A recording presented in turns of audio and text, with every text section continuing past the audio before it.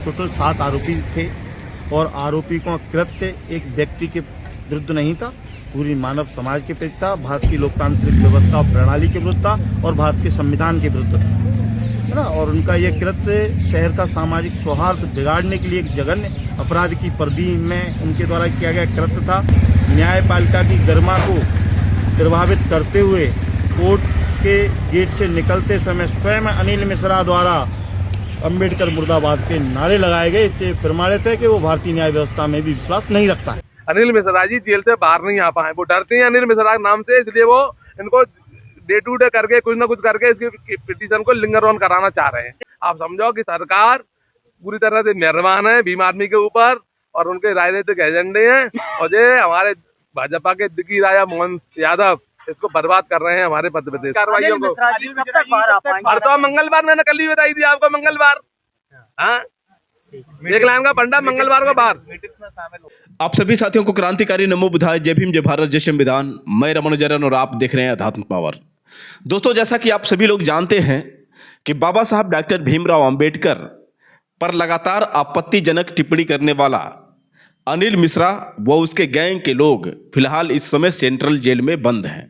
आपको बता दें साथियों कि जिस तरह से अनिल मिश्रा व उसके गैंग के लोगों ने 9 वर्ष पर बाबा साहब डॉक्टर भीमराव अंबेडकर का अपमान किया, आपने देखा कि किस तरह से खुलेआम सड़क पर बाबा साहब डॉक्टर भीमराव अंबेडकर के छायाचित्र को लेकर उस पर लाइटर जलाकर और सीधे पैरों के तले कुचलकर उनका अपमान किया। और इतना ही नहीं साथियों, सबने अंबेडकरवाद मुर्दाबाद, मनुवाद जिंदाबाद, सकपाल मुर्दाबाद के नारे लगाए।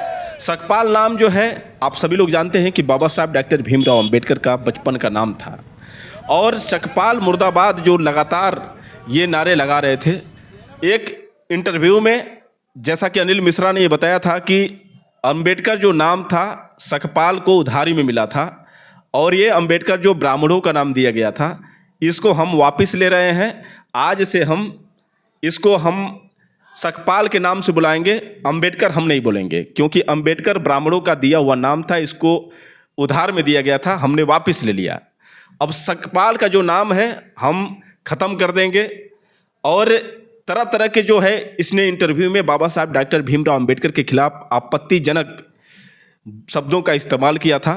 चलिए पहले इसका इंटरव्यू देखिए, क्योंकि अगर आप ये कहेंगे कि क्या सबूत था तो पहले इसका मैं वो सबूत दिखाता हूँ जिसमें इसने खुलेआम किस तरह से बाबा साहब डॉक्टर भीमराव अंबेडकर का अपमान किया है। पहले आप उसका ये बयान सुनिए, उसके बाद सीधे हम आगे बढ़ते हैं। और बयान को पूरा सुनिएगा, वीडियो को पूरा देखिएगा, क्योंकि आज ये वीडियो काफ़ी महत्वपूर्ण होने वाली है और इसमें काफ़ी गहराई है। इस बात को आपको समझने की जरूरत है। पहले आप इसका ये बयान सुनिए, उसके बाद हम सीधे आपसे बात कर रहे हैं। आखिर क्या हो रहा है, यहाँ का आज का युवा किस ओर भटक रहा है, आखिर ये लड़ाई कब खत्म होगी। सबसे पहले स्वागत है हमारे चैनल में। बकीर साहब, जिस तरह देखने में आया कि इस समय सबसे बड़ा ना पूरे देश में एक माहौल परिवर्तन हो चुका है। लोग इस समय आखिर जाटव समाज कहें या फिर अम्बेडकरवादी लोग कहें जो भीमराव अम्बेडकर बाबा साहब को मानते हैं, और आप उनका विरोध करते हैं, क्या कारण का है विरोध करने का? प्रश्न गलत है। बाकी जो अंबेडकर वाली बात आप कहते हो, अंबेडकर सकपाल जो थे, बाबा भीमाराव सकपाल, उनके गुरु थे, ब्राह्मण थे, उधार का नाम था, हमने वापस ले लिया, तो उसमें क्या दिक्कत है? हर क्या कोई नहीं। अब हम और पूरा भारत बाबा भीमाराव सकपाल ही बोलेगा, कोई अंबेडकर का नाम नहीं लेगा। हम इतने बड़े महान व्यक्तित्व के गुरु का नाम क्यों लें, जिसने कि उनको जो शिक्षा दी वो भी पूरी नहीं ले पाए। वो 37% से मैट्रिकुलेशन किया था उस आदमी ने, तो सोच लीजिए उसकी क्वालिटी क्या होगी। बाकी और कौन सा प्रश्न है आपका, वो बताइए। दूसरा सवाल ये कि जिस तरह आपने बाबा साहब भीमराव अम्बेडकर जो शब्द है उनका नाम है, आप बता दें किराए पे लिए हुए नाम है, आपको वो ब्राह्मणों ने जो नाम दिया था, अब वो आपको वापस लेने से बाबा भीमराव अम्बेडकर से क्या दोष है? मैं आपसे ये पूछना चाहता हूँ, आप बारंबार एक अच्छे नाम को क्यों खराब करना चाहते हैं? अंबेडकर एक ब्राह्मणों का दिया हुआ नाम है, बहुत अच्छा नाम है, उसको क्यों खराब करना चाहते हैं? अरे आपको या उन लोगों को जो हमारे उधारी के नाम को लेके जिंदा है, वो सकपाल कहने में क्या आपत्ति है? उनका ओरिजिनल नाम क्यों नहीं ले सकते वो लोग? हम भी ओरिजिनल लेंगे, वो भी ओरिजिनल लें। उधारी के नाम कब तक चलाओगे? कोई नाम नहीं चलेगा उधारी का। वो बाबा भीमाराव सकपाल हैं, भविष्य में वो बाबा भीमाराव सकपाल कहलाएंगे। जहां तक सवाल है, आपने कहा कि जो बाबा सकपाल, उससे मेरी घृणा व्यक्तिगत नहीं है, ना मेरा उसने कुछ बिगाड़ा है, लेकिन हमारे राष्ट्र का जो अहित है उसके कारण हो रहा है। उस अहित को बचाने के लिए, राष्ट्र में समरसता स्थापित करने के लिए जो जाति मतभेद इस कारण से हो रहे हैं पैदा सकपाल के कारण, उनको समाप्त करने के लिए, जातिगत व्यवस्थाओं पर जो आरक्षण लागू है उसे समाप्त करने के लिए जो काला कानून लागू कर दिया गया है सरकार द्वारा SC/ST एक्ट के नाम से, उसको समाप्त करने के लिए उस दिशा में प्रयास है। भाई अगर सीक्वेंस में 4 चीजें आ रही हैं तो चारों ही एक साथ खत्म होंगी। तो सबसे पहले बाबा सकपाल खत्म हो, जो अंबेडकर था वो तो खत्म हो गया, वो तो हमने वापस ले लिया। अब बाबा सकपाल बचा है तो सकपाल को ये नारे लगाते रहेंगे, चिल्लाते रहेंगे। बाकी BN राव की स्थापना देश में हो चुकी है। हर नागरिक ये मानने लगा है कि BN राव संविधान के निर्माता है और भारत सरकार को भी हम मानने पर मजबूर कर देंगे। क्या लग रहा है, इसके जो अम्बेडकर के नाम से एक राजनीति शुरू हो चुकी है, उनका राजनीतिक इस्तेमाल किया जा रहा है? ये आप आज प्रश्न कर रहे हैं। अम्बेडकर के नाम पे तो राजनीति 47 से पहले ही शुरू हो गई थी, बल्कि अम्बेडकर की एक झूठी स्थापना जो की गई, जो सकपाल को एक झूठा सर्टिफिकेट दे दिया गया सरकार द्वारा कि ये संविधान निर्माता है, एक गलत झूठा नैरेटिव सेट किया गया कि ये संविधान निर्माता है। वो संविधान निर्माता कभी था ही नहीं, ना उसने संविधान में कोई योगदान दिया, बल्कि वो संविधान के बहुत खिलाफ था। खुद कहता था चिल्ला चिल्ला के, मैं इस संविधान को मान्यता नहीं देता, मेरा बस नहीं चलता, मैं तो इसमें आग लगा दूं, जला दूं इसे। तो ऐसे व्यक्ति को जो संविधान के खुद खिलाफ था, क्या मान्यता देंगे? संविधान निर्माता जो है, हम उनका तहे हृदय से स्वागत करते हैं। और आने वाली 26 फरवरी को जो उनका बर्थडे है, उनका जन्म दिवस है, वो इस पूरे भारतवर्ष में बहुत अच्छे रूप में, एक स्थापित रूप में मनाया जाएगा। पहले तो आपने भीमराव अम्बेडकर का बदले BN राव लेकर आए। यार ये बार बार अम्बेडकर पर प्रश्न मत करा करो। हमारा तो फर्ज बनता है नहीं, मैं आपको बोल चुका ना, आप सकपाल पूछिए तो मैं जवाब दे सकता हूँ। आपके अनुसार चलिए मान लीजिए, लेकिन अब आप उसके BN राव लेकर आए। मैं लेकर नहीं आया, BN राव ने ही लिखा है। अगर सत्य को दबा दिया गया तो ये थोड़ी है कि इतिहास परिवर्तित हो जाएगा। तो दोस्तों, आपने सुना कि किस तरह से ये बाबा साहब डॉक्टर भीमराव अंबेडकर के नाम को सकपाल बता रहा है, और ये बता रहा है कि अंबेडकर जो उधारी नाम था हमने वापस ले लिया है। यहाँ तो आप समझ गए कि सकपाल किसको कह रहा है। अब साथियों, चलिए हम बात करते हैं मेन मुद्दे की। अनिल मिश्रा और उसके गैंग के जितने भी लोग इस समय फिलहाल बंद हैं। अब जब ये सारे बंद हैं तो इनको छुड़वाने के लिए जितने मनुवादी हैं कोर्ट का दरवाज़ा खटखटा रहे हैं। ऐसे में आपको बता दें साथियों कि अनिल मिश्रा का एक वकील, जिनका नाम पवन पाठक है, पवन पाठक जो है जिम्मेदारी ले लिए हैं कि अनिल मिश्रा को हम छुड़वा करेंगे। लेकिन किस बेस पर छुड़वाएंगे, सबसे बड़ा सवाल तो साथियों ये है, क्या इनकी नज़र में अनिल मिश्रा बेगुनाह है? क्या वास्तव में इनको लगता है कि अनिल मिश्रा ने जो ये कृत्य किया है, जो लगातार बाबा साहब डॉक्टर भीमराव अंबेडकर पर आपत्तिजनक टिप्पणी करता रहा है, जो लगातार बाबा साहब डॉक्टर भीमराव अंबेडकर को गालियां देता रहा है, जिसने बाबा साहब डॉक्टर भीमराव अंबेडकर को देशद्रोही, राष्ट्रद्रोही, यहाँ तक कि अंग्रेजों का दलाल बता दिया, यहाँ तक कि अनिल मिश्रा ने यह कह दिया कि संविधान निर्माता अंबेडकर नहीं बल्कि BN राव थे। इस तरह से अनिल मिश्रा द्वारा लगातार बाबा साहब डॉक्टर भीमराव अंबेडकर का अपमान किया गया। और साथियों, जिस तरह से 9 वर्ष पर बाबा साहब डॉक्टर भीमराव अंबेडकर की छाया चित्र को जलाकर इन लोगों ने अंबेडकरवाद मुर्दाबाद, मनुवाद जिंदाबाद का नारा लगाया। और इतना ही नहीं साथियों, जब ये जेल से बाहर निकल रहे थे तो किस तरह से ये नारेबाजी लगा रहे थे। आपने देखा कि किस तरह से सकपाल मुर्दाबाद, मनुवाद जिंदाबाद के ये नारे लगाए। आपको बता दें साथियों कि ये नारा जो है कहीं ना कहीं हर एक अम्बेडकरवादियों को चुभा। जरा सोचिए साथियों कि इतना सब कुछ होने के बावजूद पुलिस प्रशासन के सामने ही ये सकपाल मुर्दाबाद, मनुवाद जिंदाबाद का नारा लगा रहे थे, तो समझ सकते हैं कि कानून से किस प्रकार का इनके अंदर डर है। मतलब साफ है कि कानून से किसी भी प्रकार का भय नहीं है, क्योंकि ये जानते हैं कि हम जब चाहें तब जेल से छूट सकते हैं। और आपको बता दें साथियों कि जिस तरह से ये लगातार प्रयास कर रहे हैं, कहीं ऐसा ना हो कि जो बहुजन समाज चाह रहा है कि अनिल मिश्रा व उसके गैंग के लोगों पर एनएसए लगे और एनएसए लगते लगते इन लोगों की जमानत हो जाए। क्योंकि साथियों कुछ ऐसा ही देखने को मिल रहा है, जिस तरह से अनिल मिश्रा की खातिरदारी की जा रही है जेल में, ये आप सुनकर हैरान हो जाएंगे। क्योंकि वीआईपी व्यवस्था है अनिल मिश्रा की, और ऐसा मैं इसलिए नहीं कह रहा हूँ क्योंकि कुछ लोग हैं जिनको ये जानकारी मिली, उन लोगों ने पोस्ट किया है। चलिए मैं पहले उनका वो पोस्ट दिखाता हूँ। देखिए साथियों, यहाँ पर जो सौरभ जाटव बुलंद आवाज फेसबुक से ये पोस्ट जो किए हैं, क्या जेल विशेष जाति समुदाय के लिए आराम गृह बन चुकी है? मध्य प्रदेश के जिला ग्वालियर में भारतीय संविधान निर्माता भारत रत्न डॉक्टर भीमराव अंबेडकर जी के छायाचित्र को जलाने तथा लगातार 7 माह तक अपमानजनक टिप्पणियां करने वाले अनिल मिश्रा एंड कंपनी पर मुकदमा पंजीबद्ध होने के बावजूद जेल अधीक्षक विदित सवैये द्वारा उन्हें जेल के अंदर कैबिन में वीआईपी मुलाकात की सुविधा दी जाती है। यह अत्यंत निंदनीय और चिंताजनक है। क्या जेल किसी विशेष जाति समुदाय के लोगों के लिए वीआईपी सुविधा वाला विश्राम गृह है? क्या वीआईपी सुविधा केवल इसलिए दी जा रही है क्योंकि आरोपी जेल अधीक्षक के जाति समुदाय से आते हैं? यदि ऐसा नहीं है तो फिर पूर्व में जेल अधीक्षक साहू साहब द्वारा कैबिन में मुलाकात कराने पर उन्हें हटाया क्यों गया? यह दोहरा मापदंड क्या दर्शाता है? कलेक्टर ऑफिस ग्वालियर, क्या यह खुला जातिवाद नहीं है? क्या यह संविधान और कानून के समानता के सिद्धांत का अपमान नहीं है? भीम आर्मी मध्य प्रदेश की ओर से मांगे। सौरभ जाटव बुलंद आवाज, भीम आर्मी मध्य प्रदेश। माननीय सीएम मध्य प्रदेश श्री डॉक्टर मोहन यादव जी, इस घटना की कड़ी निंदा की मांग करता हूं। इस पूरे मामले की निष्पक्ष उच्च स्तरीय जांच कराई जाए।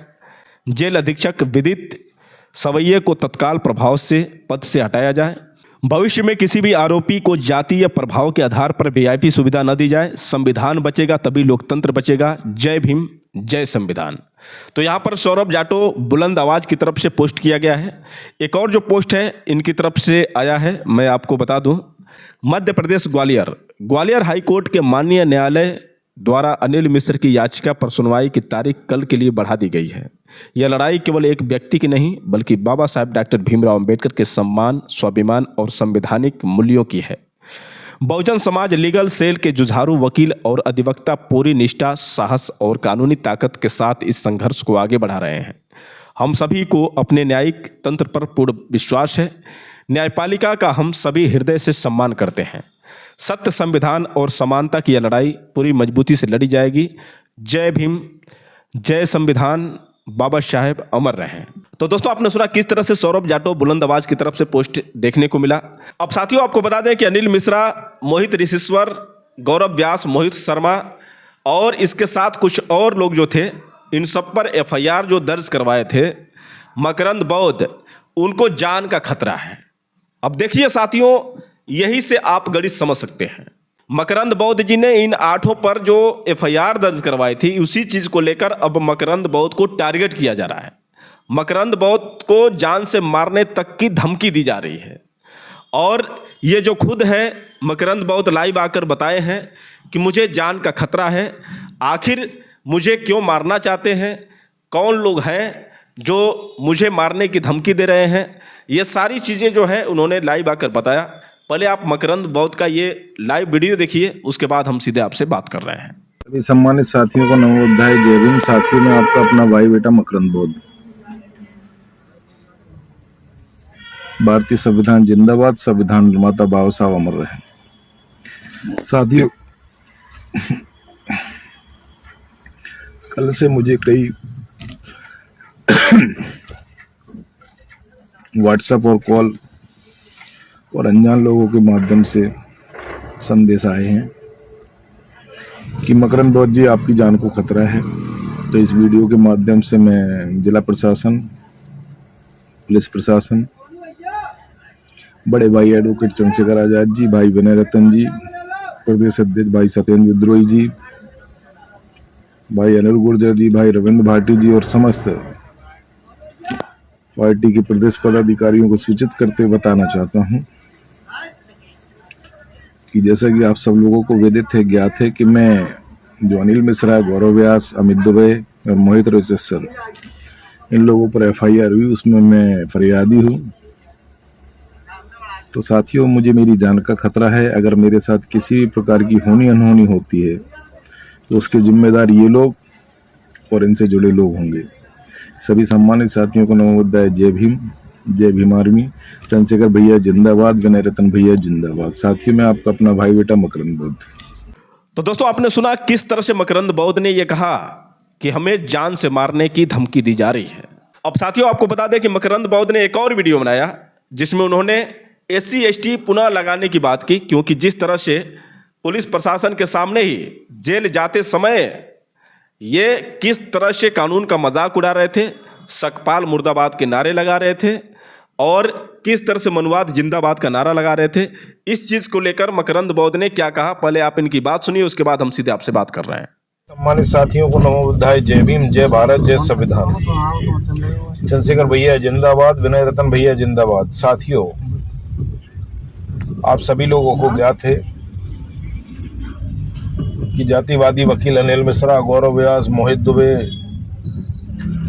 रेसेश्वर, अमित दुबे, इन सभी लोगों को ग्वालियर कोर्ट से बेल खारिज करने के बाद जेल भेजा गया। तो जैसे ही कोर्ट से यह चारों लोग बाहर निकलते हैं तो आपने देखा होगा, आस्था अलग विषय है, लेकिन कोर्ट परिसर में आस्था से संबंधित नारे लगाना यह न्याय संगत नहीं है कहीं से कहीं तक। यह कोर्ट की अवहेलना में आता है। और साथियों, इसी क्रम में जब मेरे द्वारा अनिल मिश्रा, मोहित रेसेसर, गौरव व्यास और अमित दुबे सहित 7 लोगों पर नामजद SC ST एक्ट और अन्य धाराओं के तहत FIR की गई, तो इन लोगों ने साथियों कोर्ट में हवाला दिया कि हमने संविधान निर्माता बाबा साहब का पुतला नहीं जलाया है, हमने सकपाल का पुतला जलाया है। तो साथियों, यह अब बात किसी से छुपी नहीं है, क्योंकि इन लोगों ने कोर्ट परिसर के बाहर भी भारतीय संविधान मुर्दाबाद, अंबेडकर मुर्दाबाद के नारे लगाए हैं। तो मैं न्यायपालिका में बैठे माननीय न्यायाधीश महोदय, उनसे भी ये कहना चाहूँगा कि इन लोगों पर कोर्ट की अवहेलना करने के तहत, कोर्ट का मजाक उड़ाने के तहत पुनः FIR होनी चाहिए। और अभी यह बिल्कुल क्लियर हो चुका है कि इन लोगों ने यह कहा दोबारा कि हम अंबेडकर का पुतला फिर फूकेंगे, सकपाल का पुतला फिर फूकेंगे। तो ये स्पष्ट हो चुका है कि जो सकपाल नाम का शब्द इन्होंने इस्तेमाल किया वो संविधान निर्माता बाबा साहब के लिए किया था, चूंकि यह कोर्ट से बचने के लिए यह कहते हुए नजर आ रहे थे कि हमने अंबेडकर जी का पुतला नहीं फूका। तो साथ ही स्पष्ट है। और इस वीडियो के माध्यम से मैं तमाम संविधान अनुयायियों, बाबा साहब के अनुयायियों, भीम अनुयायियों से यह पूछना चाहूँगा, क्या यह जातिवादी वकील अनिल मिश्रा या इनके सहयोगियों पर पुनः अब एक और गंभीर धाराओं में कोर्ट की अवहेलना हुआ SC ST एक्ट के तहत धार्मिक उन्माद फैलाने और सामाजिक सौहार्द बिगाड़ने जैसी गंभीर धाराओं में एक और FIR पंजीबद्ध होना चाहिए।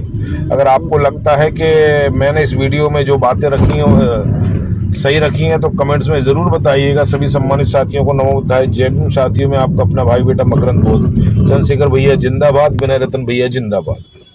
तो दोस्तों, आपने सुना किस तरह से मकरंद बौद्ध ने लाइव आकर ये कहा कि जिस तरह से ये कानून का मजाक बनाए हैं, आप लोग की क्या राय है? क्या आप लोग नहीं चाहते हैं कि इनके ऊपर दोबारा फिर से FIR दर्ज कराई जाए? जिस तरह से इन लोगों ने सबके सामने, कानून के सामने इस तरह से मजाक बनाया। अब साथियों, आपको बता दें कि अनिल मिश्रा सहित जितने भी इसके गैंग के लोग थे उन सबको जेल में जल्दी डलवाने का काम किए हैं। जो वकील हैं वो क्या कह रहे हैं, पहले उनकी बात सुनिए, उसके बाद हम सीधे आपसे बात कर रहे हैं।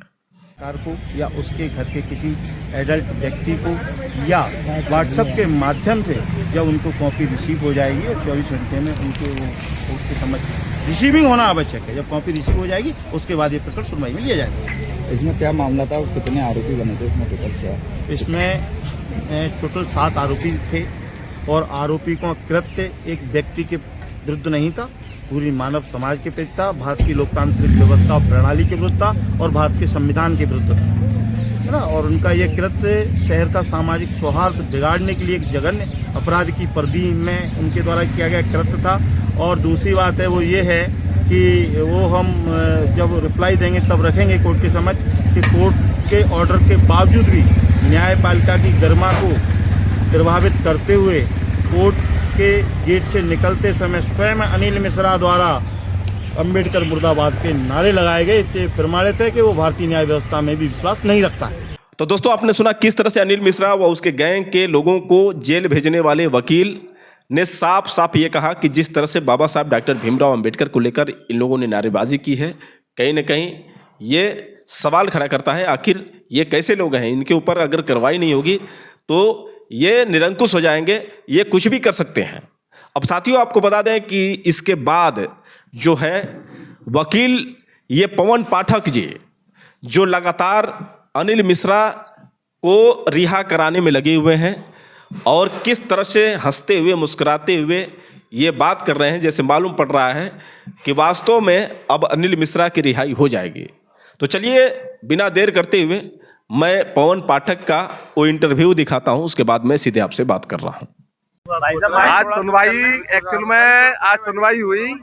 सुनवाई में एट्रोसिटीज का केस है, तो उसमें पक्षकार है, जो पक्षकार फरार है, वांटेड है, ईसाई वारंट पर गिरफ्तार है, तो उसको नोटिस सर प्रॉपर्ली होना था और नोटिस के संग में पिटीशन की कॉपी जानी थी, वो नहीं गई है। तो कोर्ट ने कल के लिए रखी है और कल उसको 4 माध्यम की नोटिस के घर पे दे के या किसी वरिष्ठ सदस्य को दे के या उसके घर पर चस्पा करके या उसके व्हाट्सएप पे मोबाइल पे जो उसका रजिस्टर्ड मोबाइल नंबर है उस पर उसको भेज के कल के लिए लिस्टेड किया है। क्योंकि एट्रोसिटी केस में नोटिस फरियादी को विक्टिम को सर्व करना मैंडेटरी है, तो इस कारण से सिर्फ सिंपली इसी बात पर बढ़ गई है। जवाबदेही पुलिस की थी। पुलिस ने आज रिप्लाई पेश किया है, वो भी कोर्ट वैसे रात को 12 बजे तक रिप्लाई देते हैं, उसको एफिडेविट करा के पेश करके ऑनलाइन पेश होती है, लेकिन वो जानबूझ के लिंगर ऑन कर रहे हैं कि ये कैसे भी करके अनिल मिश्रा जी जेल से बाहर नहीं आ पाए। वो डरते हैं अनिल मिश्रा के नाम से, इसलिए वो इनको डे टू डे करके कुछ ना कुछ करके इसकी पिटीशन को लिंगर ऑन कराना चाह रहे हैं। किसको नोटिस जारी हुआ है? सिर्फ विक्टिम को जाएगा, वो कोई विक्टिम है उसको फरियादी है जो नोटिस FIR लगाने वाला उसको, और वो फरार है। 6 महीने से उसका वारंट है विश्वविद्यालय थाने में, और विश्वविद्यालय थाने की TI वो CSP की शादी में आशीर्वाद दे रहा है, उनकी प्रशंसा गान कर रहा है, SP ऑफिस में धरने दे रहा है, थाना SP ऑफिस में क्राइम ब्रांच स्थित है, क्राइम ब्रांच में FIR करा रहा है, और FIR न्यायालय के कोर्ट के जो आ रहा है, ये कोर्ट के अंदर आ रहा है और कोई पकड़ने वाला नहीं है। इसका मतलब आप समझो कि सरकार पूरी तरह से मेहरबान है भीम आर्मी के ऊपर और उनके राजनीतिक एजेंडे हैं, और ये हमारे भाजपा के दिग्गी राजा मोहन यादव इसको बर्बाद कर रहे हैं हमारे मध्य प्रदेश को। बहुत धन्यवाद।